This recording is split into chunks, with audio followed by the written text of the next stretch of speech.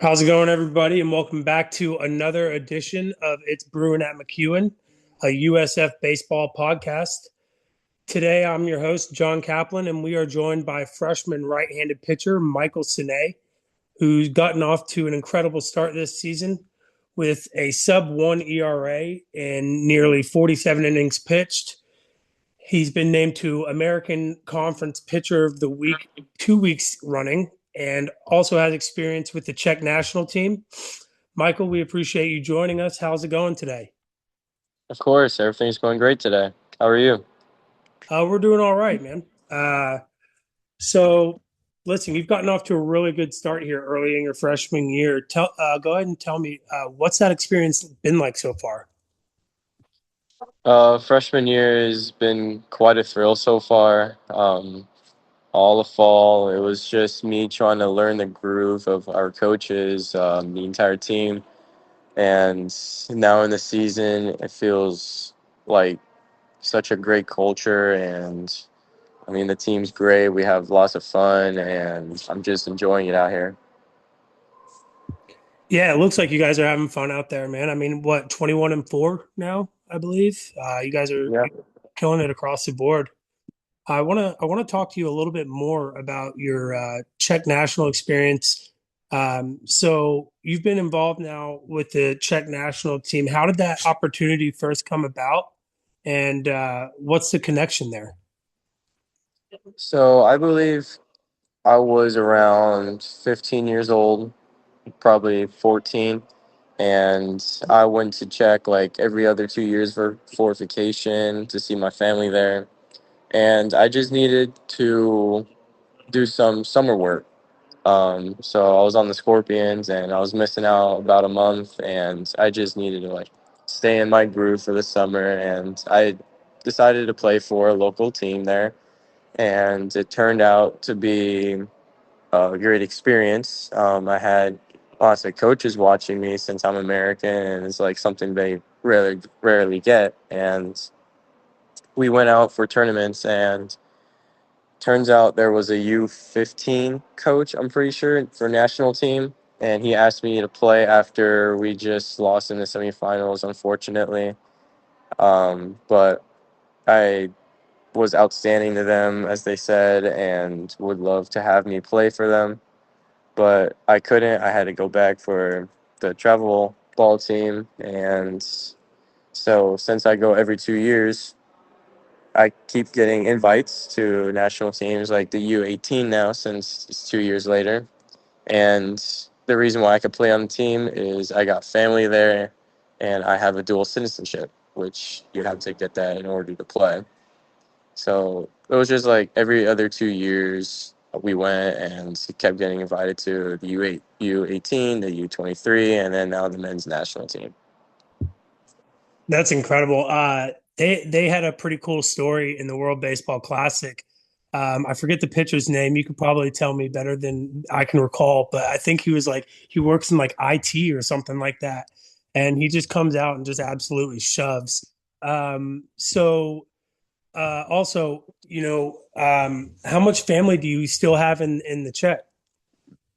I believe it's my uncle, aunt, cousin, and my two grandparents from my mother's side. Tell me what's your favorite part about your home country? The environment. We're away from the city a little bit, so we got like mountains around us. So we got this beautiful weather, beautiful fields. We see animals. It's so beautiful. But we also have this really big mountain like in our view, and I look at it every day just to like remind myself how beautiful this place is. Yeah, I grew up in Florida, Orlando, just like you, and I used to think that the ocean was my favorite place in the world until I saw my first mountain. So that's definitely relatable. Did you say you Mhm. played for Orlando Scorpions too? I did. That's awesome, dude. A lot of my boys growing up played for the Scorpions. That's a really good travel ball team. Hmm. So, have any moments playing for the junior national team or the national team really stood out to you so far? And also, in seeing the exposure that Czech national team just got in the World Baseball Classic, uh, the end result wasn't what they wanted, but it shows that that they're really concentrating on baseball out there. So it's good to see kind of a global movement for baseball, the sport that we grew up loving. Uh, or do you have any goals in mind for the near and distant future with Czech national team, and also, what moments have stood out thus far? So goals first. I always plan to play with the Czech national team for any qualifying games, exhibition games, and even the WBC. Hopefully, for the Olympic Games, we could get in. Now, for the standout, I want to say Japan. It was my junior year of high school, fall, and I got asked to play for the national team, the men's, for the first time. I was very excited. We went to Taiwan first and then Japan. I had 6 innings total with 0 runs and I believe 2 hits total in 6 innings. So that was like really a thrill for me. Um, I was just like really nervous because it's like Japan team, and then I'm still in high school, so it's like a big difference. And my goal during those games were just throw strikes and attack the hitters. Let's see what they could do with it. Turns out I got great defense behind me, so it was just like really exciting. Seems like that's a pretty common trend for you, bud. Just dot in the zone, throwing strikes, and putting up zeros. Um, how does playing internationally compare to what you've seen here in the U.S., if at all? Internationally, it's a whole lot different. European countries, since baseball isn't that big, but now it's getting there. There wasn't as much competition as there was in the U.S. or as my travel ball team, the Scorps. But as the years grew on, I believe it was like 8 to 10 years now, ever since like my first invitation from U15, um, probably 8 years, and it just grew so much. There were more American players now being asked for international teams, and so I would meet them like overseas and play them, and it was getting real tough. Not real tough, but it was getting more competitive. Like in the fall, where I went to Netherlands for the European Baseball Championship, there were teams like Italy, who was really strong even without their uh, minor league players or major league players, and that really amazed me. And I looked at their roster; they got some guys that did come from minor leagues, and I was pretty amazed about the competition that grew. Yeah, it's definitely it's a good thing to see though, you know. What was your opinion on the World Baseball Classic this year? Did you get to tune in? Yeah, of course. Opinion.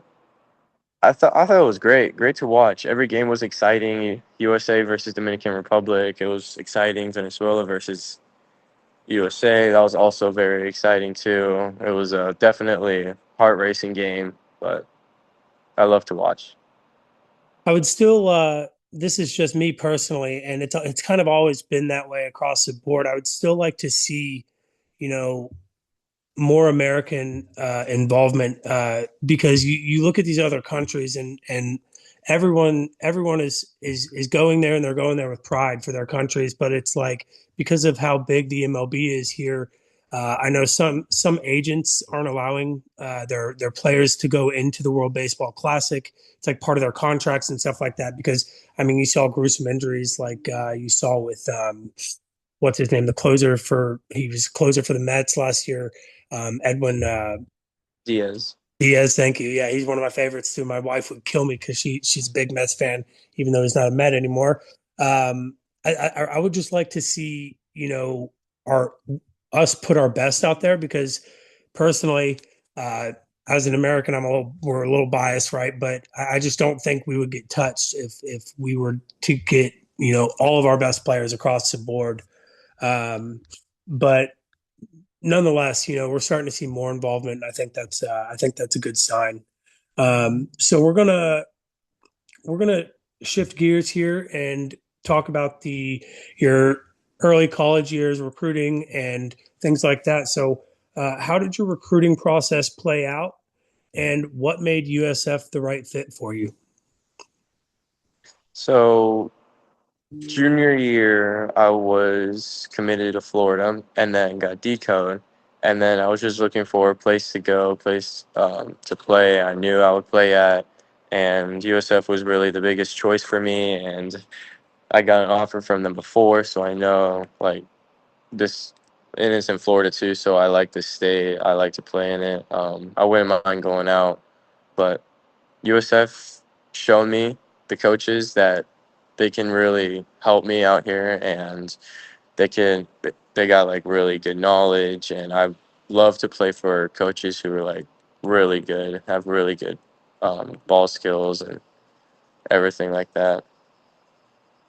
Who would you? All right, so I'm adding a little bit onto this question. So, when did you know that USF was the place that you wanted to be? And to be would be who was it that really locked it in for you? You know, because I'm a people person, I connect with people. And for me, it would have been all about that connection with, whoever was trying to recruit me. So, Mhm. who would you say that person was for you? I would say Coach Schlereth, pitching coach, of course. He was in the big leagues, and I was like instantly like drawn to that because I would love to like grow knowledge based on where he came from. So I would just love that. That's why I chose here. Interviewing Coach Schlereth was probably one of my favorite interviews to date. If not, you know, I Hmm. I'd be just for that same reason. I'm a huge Texas Rangers fan, so when he got to play for Detroit Tigers back in like the 2010 to 2012 era, and when it felt like we were just playing them every year in the ALCS back when Rangers put together a competitive ball club. But no, and his connection with Mark Schlereth and all the stories that he had to tell, it was just honestly, it was just really really cool. Uh, Hmm. so what would you say is the biggest adjustment that you've had to make from high school to college? Biggest adjustment was from throwing down the middle to dotting every location. It took lots of time in the fall to perfect our location, even though it's not perfect. It's still above average, and that was just the biggest change from going high school into college. What kind of drills have you been working on to work on location like that? Because it seems as though you've never thrown down the middle in your life because you're just painting black. It's really impressive to see because one thing that I focused on as a pitcher, I never threw real hard. I probably topped out at 85. Hence why I'm interviewing you. But throwing strikes was like a huge thing for me, and I know that's a huge thing for Coach Hannah's as well. So, was there anything in particular that really really helped you turn that corner? Um, Coach Schlereth just gave us the idea of doing the best we can in catch play, make sure we're throwing hip to hip, make sure we're getting our extension out front, make sure we're getting everything connected. Then we got flag rounds after catch play, making sure we also get those outside pitches, glove side. And then on the mound, it's nice and loose, not too much. Just getting the feel for it right before we go into like 70% intensity, 80% intensity in the bullpen. So that's what really helped me on like my location. That's good to hear. Um, so, what would you say if there's anything that you could pinpoint? What has allowed you to come in and have the success that you've had right out of the gate? If there's any sort of quality or attribute that you could point out, what would you say that is? It's like I said, just location. Coach Hannes, like you also said, just values location, execution. That's really all we need. It doesn't matter about the velo. We just want execution and be able to attack hitters. So, and I was able to do that. That's how I got the role. How much of a velo jump have you seen in recent years from, let's say, when your recruiting really picked up at junior year to now? Velo, it has gone down a little bit just because high school and college is a lot different. We throw every day here in high school. A starter, you would take about like 4 days off a week, just because we didn't have like the proper arm care and all that stuff. But junior year, I was sitting 90 to 91, topping a two once in a while, and then senior year, um, I jumped from 91, 92 to 92 to 94, topping a five. And then coming here, obviously, I'm at a topping a two, sitting 89, 91. Okay, so that's interesting because the guys we don't always have the gun when we're watching the game. We don't always see the clock up there, but I've been kind of surprised by some of the numbers that we were seeing. Specifically with pitchers like you, with Sutton. It just looks harder, and we were thinking that the clock might have been a little bit off, but with you saying 89 to 91, that kind of tracks. That's really interesting that you said that the velocity went down. And it sounds like that's sort of a conscious thing for you. Are you just you kind of are leaving a little bit in the tank? You're sacrificing, throwing it all out there, for location and making sure that you do the other things correct. And that's really interesting. Mm-hmm. So we're gonna move on here. So go ahead and walk us through your pitch mix. If I'm not mistaken, it looks like you've got fastball. You really love that tight slider, and you mix in a changeup as well. Is that correct? Correct. Awesome. Um, Explain how you like to use those together. Because me personally, I like to pitch backwards, but I never had your velocity, so I was throwing curveballs and fastball counts and trying to keep hitters off balance. What's your MO on the mound? Um, First pitch is always attack pitch. You don't want to like dot it up first, like perfectly. You just want to see where his weak spot is first, and then I would probably go to my changeup since it's like rarely used. But um, in a 1-1 count, if I get a ball, then I would just like to throw sliders inside and then probably set up fastball outside. If I miss that one, then a slider outside. It's my philosophy is just tunneling. Yeah. Um, yeah, tunnel is a big thing to me. I've done it all of high school. I've kind of just like guessed all the pitches in my head right what the coach is going to call. So I've kind of like grown into that and just tunneling and making sure what my best pitch is. I got to throw perfectly in the zone or in the corner. And real quick, just for the listeners that may not know what tunneling means, can you go ahead and explain what that means, bud?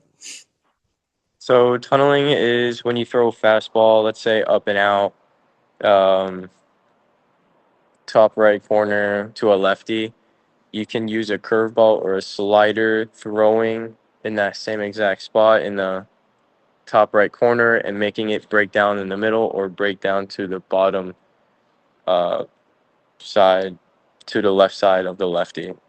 So You it's know, uh, who also used tunneling quite a bit is, in my opinion, the best pitcher probably of all time, Greg Maddux.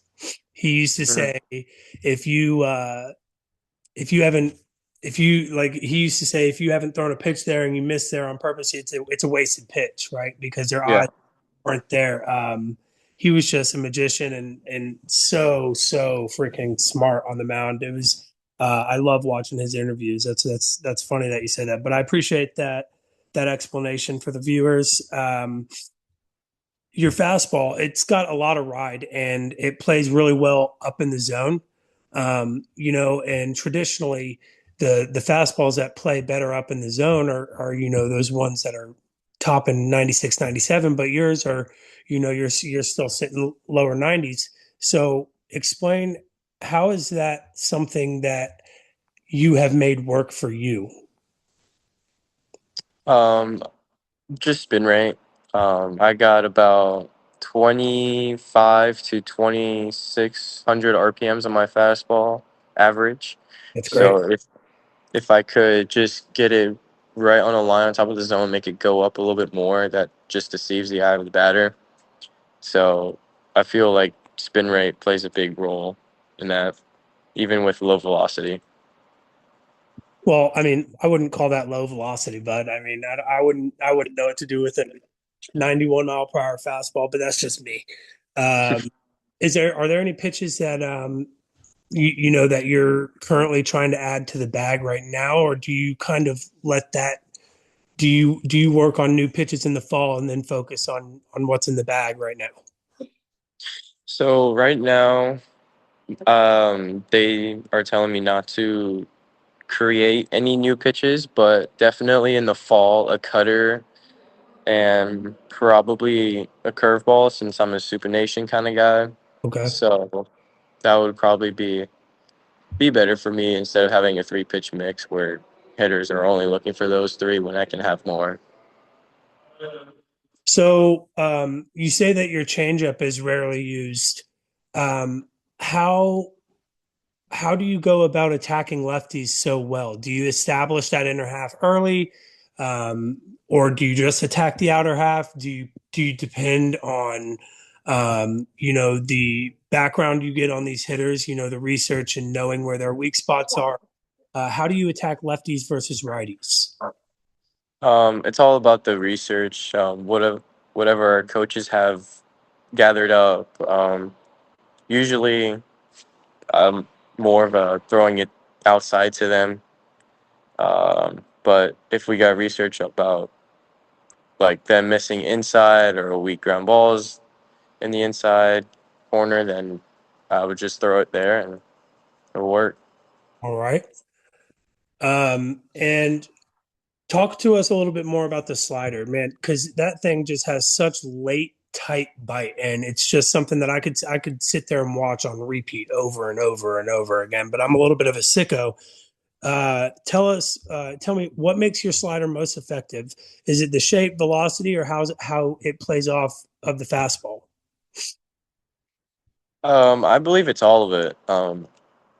When I was younger, like about freshman year of high school, I always had this idea or advice from my pitching coach that you throw your slider like a fastball, and that would play off your fastball. So when you try that, you would gain that velocity. The shape would be less, but it's still tight enough for them to probably think it's a fastball. Yeah, for sure. Because I mean, your slider is sitting, you know, 82 to 84, and it's got really good shape. And it's been a very, very competitive pitch. Uh, so what we're gonna move towards, you know, just like your career a little bit more here. Um, I don't care if it was your first home run when you were six, or if it was a game here at USF. What would you say has been your most memorable baseball moment or baseball game in your young career so far? I got two. One from my senior year opening home game. I had, I believe, a complete game, 15 strikeouts, no hitter, and also the going back to Japan. That one. Yeah, I figured that was going to be on there. Dang, man, a no hitter. Wow. Who was that against? I think it was Lake Mignola. We always lost to them in the district champ. Okay. Did you ever play Winter Springs? I have. Have you? Okay. That's where I went to high school. Very cool. Um, so let's talk about some of the team culture, and we're going to loosen it up here a little bit. Mhm. Uh, what has it been like playing for Coach Hanna's? You know, what stands out about him? I know it stands out to me. You know, he's just a great coach, but I'd like to hear it from a player's perspective. What would you say really stands out playing for him? Um, just the ability to learn from mistakes, making sure we understand what the assignment they give us. He's really all about perfection, but if you don't get it down, then obviously he's gonna like get onto you about that. But it's never bad coming from him. It's always good. He's a really good coach. Yeah. So a few pillars that I really learned early on from him in our interviewing of coach was, one of them that I really liked was playing for the guys on your island. Um, he really got rid of that the me guy off of the USF team. These guys were playing for themselves and not for the team. That's one thing that I really liked. But he also a new one this year was playing mad. What has he tried to integrate with playing mad, with not just with pitching but the whole team? I believe playing mad, I think, is like we we don't want to lose like any kind of battle we're into, like in a game. Um, Play like it's our last game. Play like everything means to us. Like we have everything to lose, but I think that's what it means to him. So For sure. Another one I liked from him, as you can tell, I'm a big fan of Coach Hannes. Uh, was the moment you stop training like the underdog is the moment that you're going to start getting your butt whooped, and mhm. that was something that really resonated with me. Now, do you keep it pretty composed on the mound? I I was kind of a hothead, like I played with a lot of emotion, and it probably was more of a detriment. So it's good to see you keeping it so locked in up there. But and I have seen some prolonged eye contact after a strikeout, so I know you've got that fire inside. Would you say that you use playing mad on the mound frequently, or do you try to keep those emotions in check? I'm more like having everything inside of my head without showing emotion. Um, I do get frustrated sometimes. I do like to play mad. Like I like to play crazy, but most important thing is whenever guys look at you, anyone, you just got to keep it composed up there. You can't show much emotion. You can't show much frustration. But obviously, like in a in a great moment, you can show some excitement. So Absolutely.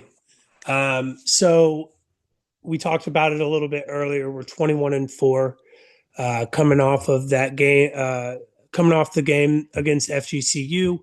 Um, vibe's got to be high right now.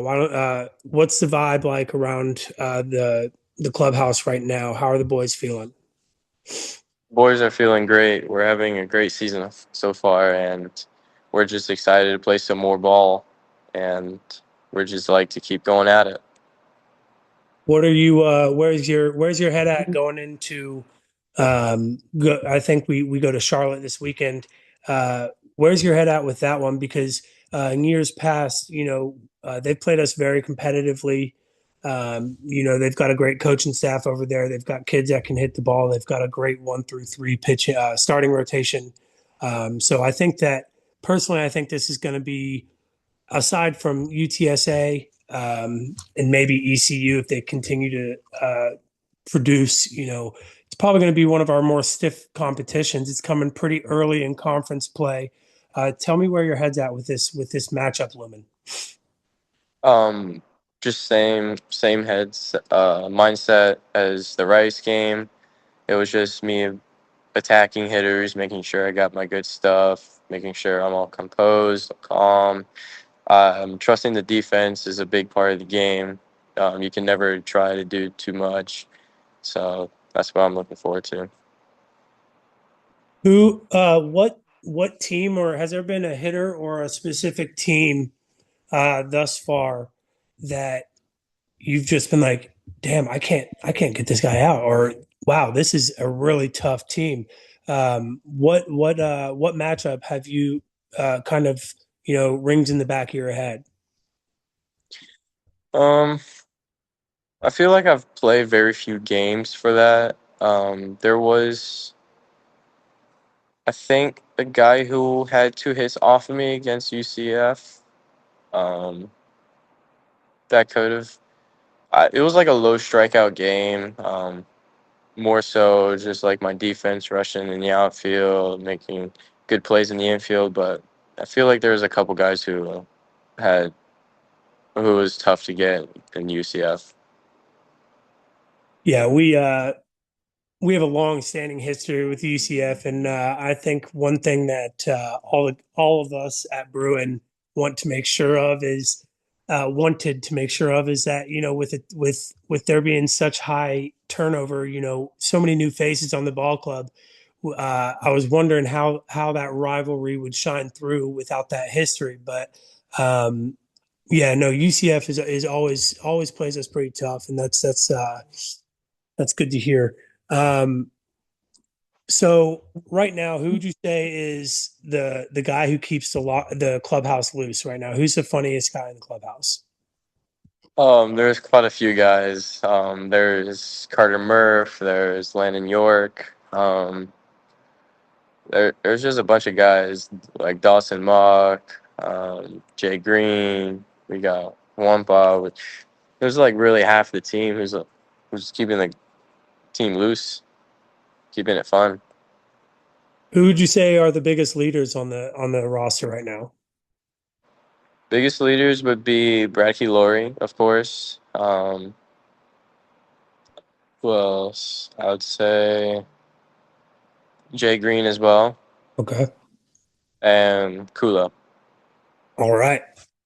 Um, all right. So you guys are in the clubhouse pregame, you know, trying to get the vibe right. Who are you not going to hand the aux to? Um,